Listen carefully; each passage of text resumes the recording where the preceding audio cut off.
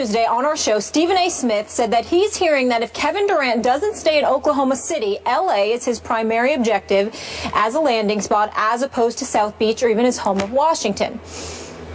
Kevin Durant responded to this on Friday. Here's what he said. I don't talk to Stephen A. Smith at all. Nobody in my family, my friends, they don't talk to Stephen A. Smith, so he's lying. If you ask me a question, I'll talk about them. But like I said before, I have people who I talk to about everything, and I know for a fact they didn't talk to him, so he's making up stories. Stephen A., waiting to hear what you had to say about this all weekend. I know a lot of people are. What's your response to this? Well, my first response, Molly, Skip, is that I'm incredibly happy that this happened on a Friday after First Take, because I will openly confess to you that had I had to come on the air that next day after reading somebody questioning my credibility and my character, I can promise you it would have been very bad. Kevin Durant is the one that's lying. I have interviewed Kevin Durant. His rookie year, I interviewed him at his home in Seattle. I interviewed him years ago when we were in Orlando for SportsCenter. I've talked to him on several occasions, literally within the last year, where we've run across one another at an arena. Or one time we saw each other at 40-40 because obviously he's being repped by Rock Nation right now, whatever the case may be. No reporting that went on in that regard. Right. Just pleasantries and things of this nature. That statement that he came out with, that was a surprise to me because I had no idea that he had any kind of problem with me whatsoever. Okay? I wasn't aware of it, so it was news to me. That's point number one. Point number two is, what it comes down to is that Kevin Durant is trying to put me in some kind of jacket or whatever the case may be. Let me be very, very clear, my brother, it does not fit. You are in no position to question my credibility whatsoever. A matter of fact, one would argue, what position are you in to question the credibility of anybody in the media, particularly when the last time we really heard you say anything of significance, it was when you were addressing the media or undressing the media in February and telling them, could y'all put up this quote for America to see, please? Here it is right there. You guys really don't know bleep. To be honest, man, I'm only here talking to y'all because I have to. So I really don't care. Y'all not my friends. Y'all going to write what you want to write. You're going to say what you want. You're going to love us one day and hate us the next. That's part of it. So I just had to learn how to deal with it. Come back to me, please. Kevin Durant said that in response to idiotic questions he felt the media was asking him about head coach Scott Brooks and his potential tenure, because Scott Brooks obviously took them to the playoffs, won over 65% of the games, was doing a fabulous job, at least in Kevin Durant's mind, so much so that the year before, Kevin Durant said, hey, I think this guy should be the coach of the year. So he deemed the questions ridiculous. That was in February. What happened in April, Skip? Scott Brooks was fired. Okay, and now Billy Donovan is coaching. So those same people that you were talking about, those same people you labeled essentially idiotic, although to your credit, you got wise and came back and apologized. Ultimately, you showed your true feelings. It's like somebody that's a bit inebriated, somebody that's really speaking their mind and their heart. And then they want to turn back and say, well, you know what, we really apologize. When you really, really didn't mean to. You just upset that the heat that came your way was something that you couldn't deal with. He also went on to say, nobody that I know really talks to him. Well, his own mother was on this show. His brother Tony is somebody that I've ran across on many occasions. And the last point that I would like to make is that if nobody speaks to me, then maybe you need to check with folks in your inner circle again and ask, why did I receive phone calls over this weekend with people telling me, let's chill this little beef that's going on. So evidently you're wrong about that too. Now let's get to the nitty gritty. And let's talk about what's really going on. I sit here today incredibly offended by the personal attack that this man has put against me. Even in the midst of all of that, let me tell you, Skip Bayless, Kevin Durant is a good dude. His family is wonderful. He's wonderful. There's nothing negative that I have to say about this person as a human being. I am addressing what he said about me. I am not attacking Kevin Durant. As I said on my own Twitter account, in response to him, the game is better when he's playing. Sure. I consider him one of the top 2 players in the world. How many times have you sat here and heard me say, Skip Bayless, I consider him one of the best professional athletes as a person I have ever met in my life. He is that decent and that good of a young man, which is why it disappoints me that I have to sit here and address him the way that I have to address him. Because the reality is that, number one, you don't know who I talk to.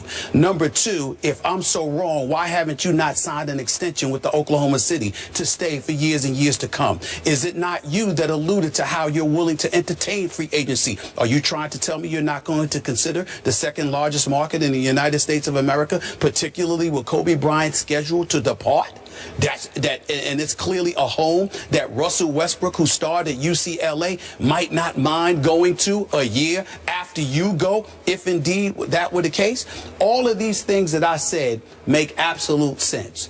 At no time did I say that I spoke to Kevin Durant. At no time did I say that I spoke to people in this inner circle. I recall an individual by the name of LeBron James who wasn't speaking to anybody, but who broke the story that he was going to South Beach. Since when do I need to sit there and speak to people that you deem trustworthy individuals to find out what is going on with you? Which brings me to the issue that I unapologetically, not shy about it, and more than willing to address.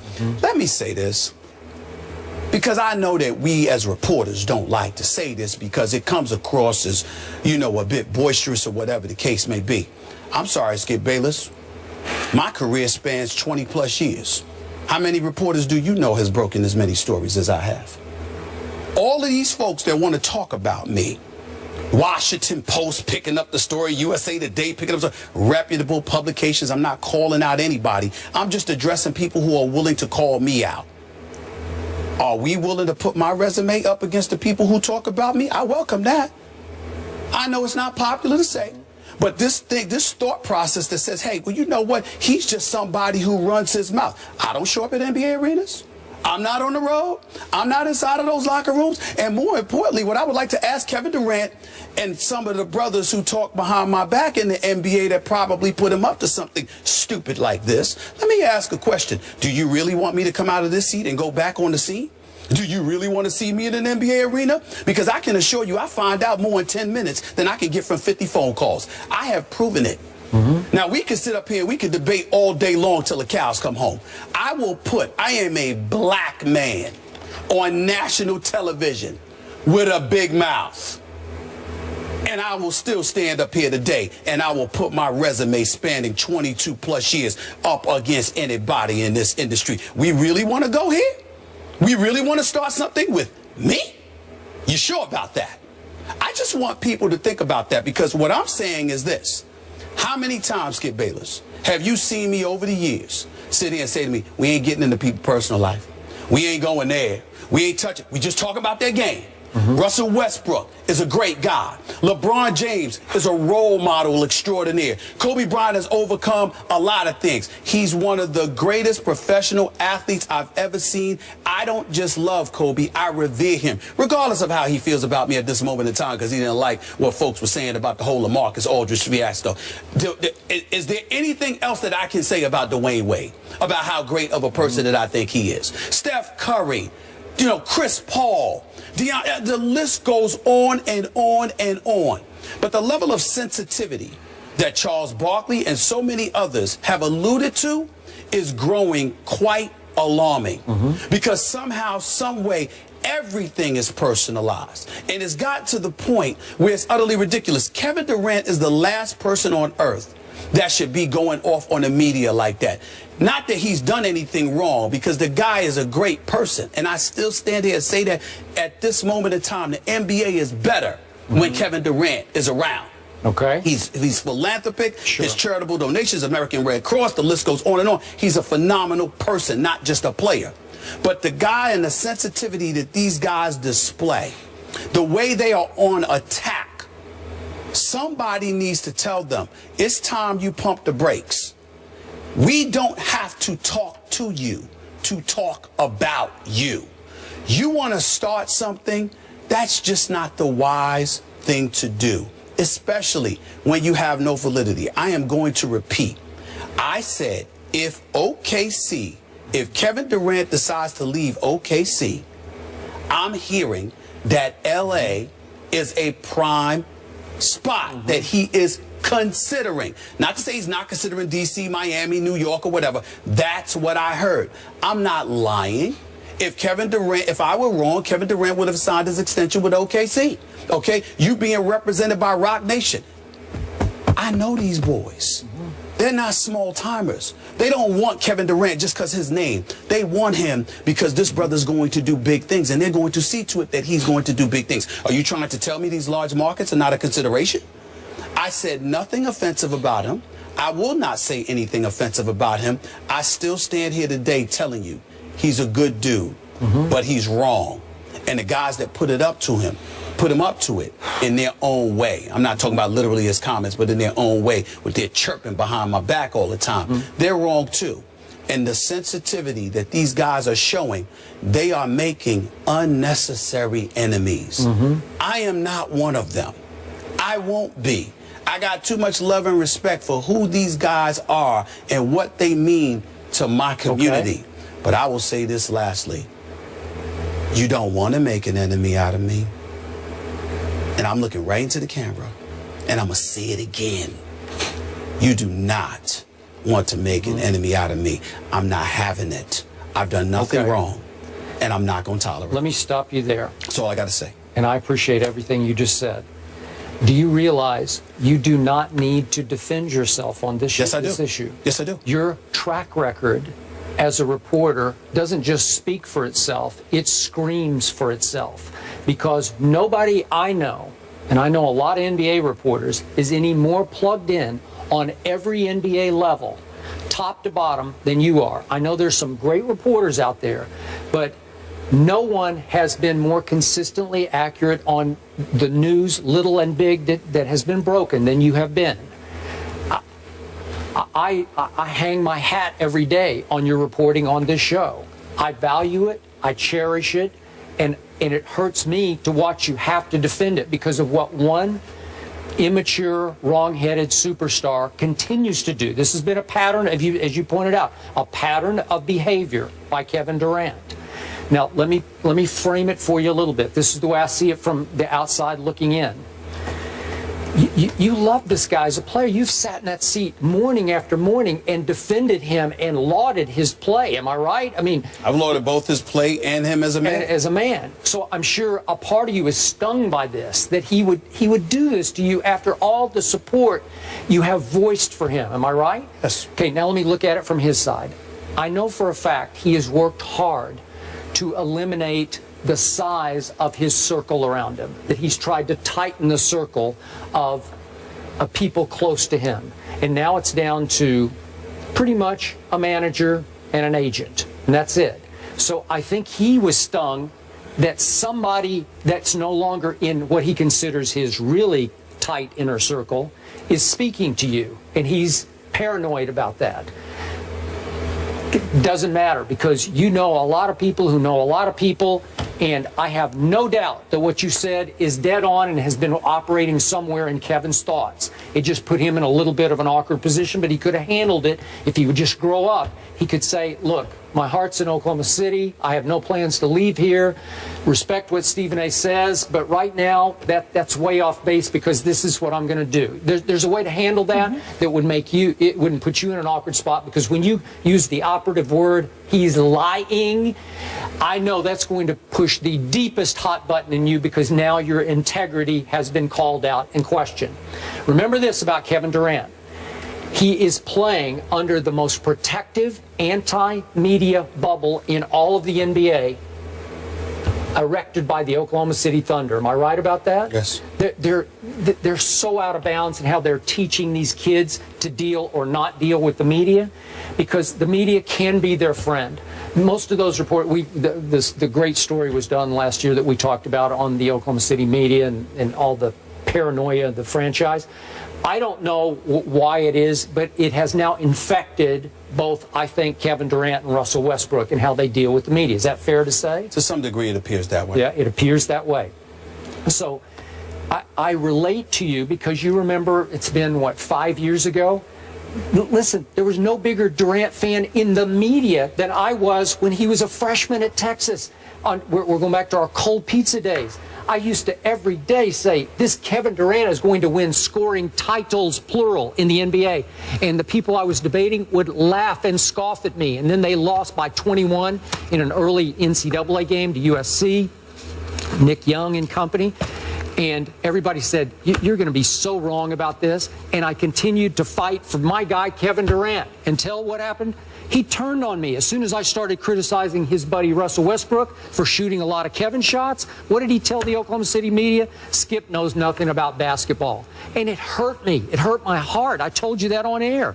Like, what are you doing to me? Why me? Why would you bite the hand that's been feeding you? And then I said it again after what he did at the All-Star weekend. You're biting the hands that fed you the MVP. These same guys who voted you the MVP, you're telling them they don't know anything about basketball? That's so wrong-headed. It's so out of bounds. It's so immature. But Kevin wants to control the media. So now he's been named deputy publisher of this Players Tribune. Yes. You know, like, so that's, he thinks now he can just go to the Players Tribune and write and say whatever he wants to say, and he can control that. Well, you can't, Kevin, because the pen, so to speak, in this case it's the media, is mightier than the sword. You know that Well, the expression. thing about it is this. It's sad because Kevin Durant, I'm just sitting there and I'm like, who's bothering him? Who is bothering him? Where is the animosity coming from? And from the, you know, and this part is not about Kevin Durant. This part is about the fourth estate. This part is about the media. You had better wake up. It's real nice to gravitate to the headlines or whatever the case may be. But I got this chair. I get to respond. You do. And not only am I speaking up for myself, I'm doing something that's not done for me often. I'm speaking up for my contemporaries. My contemporaries religiously leave me to hang out and dry. But I'm sitting here speaking up for them. I don't cover Oklahoma City. You know, they do. Why is he cussing y'all out because y'all asking about Scott Brooks? And then when you proved to be right and he was gone in April, where was Kevin Durant to be found to sit there and say, y'all had a point. Y'all were right. I was wrong. I shouldn't have done that because clearly y'all knew something that I didn't know. Absolutely nothing. And so what you have is a situation where you have folks in the media who don't have our voice. And they're sitting there and they're using these headlines and pouncing on it. And, you know, you think you uplifting the athletes, and the athletes are feeling emboldened because they get to come at us any old way. Well, that's most of us. Not here. I'm not trying to, shoot, I know how potent you are. I'm not trying to dismiss Skip at all. But Skip ain't me. Put that camera back on me. Skip ain't me. And I ain't Skip. I'm not having that. I have been more fair. And I'm going to put that out there. You can say, well, you could put it Kwame Brown, Slava Medvedev, all of this stuff. I'm joking around with names of guys that I think can't play. But when it comes to the meat and potatoes, or what's going on in guys' lives, what's going on with people close to them that affect their life and affect their performance on a basketball court, what do I say? Zero. Nothing. They want to use the example of Allen Iverson. Allen Iverson is my man. Don't compare yourself to Allen Iverson. That's like my little brother. We're that tight. You understand? So there are things that I may have done. You might look at it as wrong, but I looked at myself as trying to help him. And now we're as thick as thieves and we're as tight as ever. I love Allen Iverson in ways that I will never love most of these guys. But I respect them because I know what they mean to my community. I know what they stand for. And I know that by and large, they're even better as people than we give them credit for. But the level of sensitivity and the level of immaturity is leading you down a wrong path. And this much I can promise you. And I want to say this to Kevin Durant again. This ain't no damn jump shooting contest. This ain't me playing on a basketball court. I couldn't shine your shoes. But this is a different arena. And the one thing I can promise you, you will never have the last word. There's a level of respect that I have continuously showed, and I will continue to show it, because I know what kind of young man that dude is. But he made a mistake here, and I feel the need to call him on it. I couldn't let it go. And from now on, this implication that I don't know stuff, y'all better think twice about that. Because when these NBA games come, you're going to see me at these arenas. And remember what I said to you. I can find out more in 10 minutes at a basketball arena than I can on the phone with 50 different people inside of 2 weeks. Think about that and ask yourself, do you really want to go there? I sincerely hope that I don't have to have this conversation with anybody again. Let's move on.